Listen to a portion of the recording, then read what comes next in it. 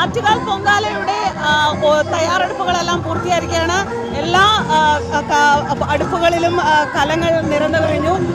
ഏതാനും മണിക്കൂറുകൾക്കകം 2-3 മണിക്കൂറുകൾക്കകം ഈ നഗരം മുഴുവൻ യാഗശാലയാകുന്ന അനുഭവമാണ് ഇനി ഉണ്ടാകാൻ പോകുന്നത്.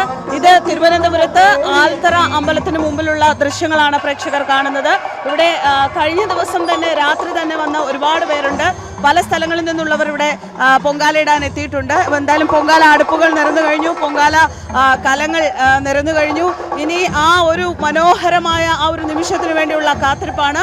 ക്ഷേത്രത്തിലെ പണ്ടാര അടുപ്പിൽ തീ പകർന്നു കഴിഞ്ഞാൽ ഉടൻ തന്നെ ഇവിടെയും തീ പകരും. അതിനെ തുടർന്നായിരിക്കും പൊങ്കാല നൈവേദ്യങ്ങൾ ഒരുക്കുക. ഇവിടെ പൊങ്കാല കലങ്ങളും പൊങ്കാല അർപ്പിക്കാനുള്ള അടുപ്പുകളും ഒക്കെ ഇവിടെ പൊങ്കാല അടുപ്പുകളും കലങ്ങളും നിരന്നതിനോടൊപ്പം തന്നെ പലരും അതിനുള്ള പൊങ്കാല നിവേദ്യങ്ങൾ ഉണ്ടാക്കുന്നതിനുള്ള ഒരുക്കങ്ങളിലാണ്.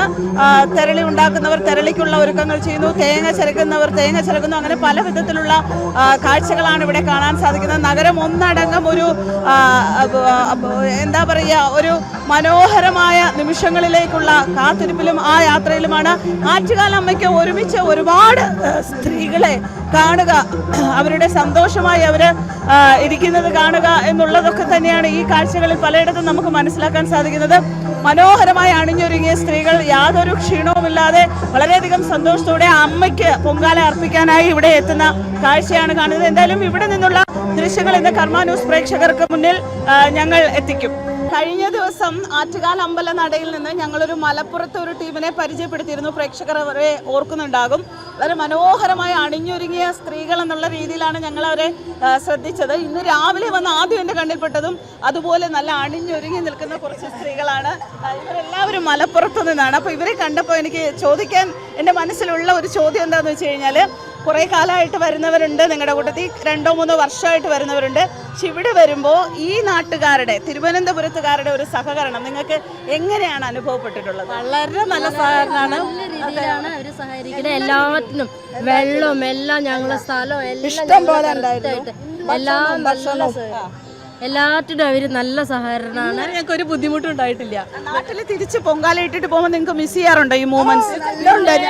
ഓരോ പ്രാവശ്യം ഞങ്ങൾക്ക് അടുത്ത പ്രാവശ്യം വരും. ഞാൻ ആക്ച്വലി ഞാൻ ഗൾഫിലാണ്, പക്ഷെ ഞങ്ങൾ പൊങ്കാല എന്നുള്ള സമയം കേൾക്കുമ്പോഴത്തേക്ക് ഞാൻ ഓടി വരും. ഞങ്ങൾ അതല്ലേ വീണ്ടും ഇവിടുന്ന് പോകുമ്പോ തന്നെ ഞങ്ങൾ അതാ പറയാ, അടുത്ത കൊല്ലം ഞങ്ങൾ സാധിച്ചു തരണേ പറ്റണേ എന്നുള്ള പ്രാർത്ഥനയോട് കൂടിയിട്ടാണ് ഞങ്ങൾ പോകുന്നത്. ഇവിടുന്ന് 16 കൊല്ലായി.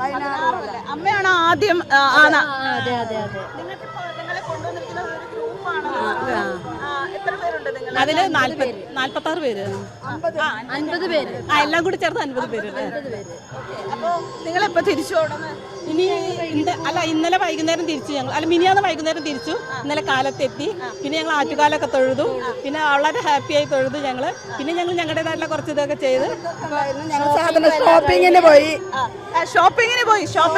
എന്തൊക്കെ വാങ്ങിച്ചു? ഷോപ്പിംഗ് സൂപ്പർ ആയിരുന്നു. ഞങ്ങൾക്ക് ഇഷ്ടപ്പെട്ടതൊക്കെ കിട്ടി. എന്തായിരുന്നു ഇഷ്ടപ്പെട്ടാൽ ഒരു സാധനം പറയൂ? ഞങ്ങൾക്ക് ഇഷ്ടപ്പെട്ടത് ഞങ്ങള് മാല വാങ്ങിച്ചു. ഞങ്ങള് പിന്നെ ജ്വല്ലറികളെ സ്വാമി ക്ഷേത്രത്തിൽ നിന്നാണ് ഞങ്ങൾ ഈ മാല വാങ്ങിച്ചത്.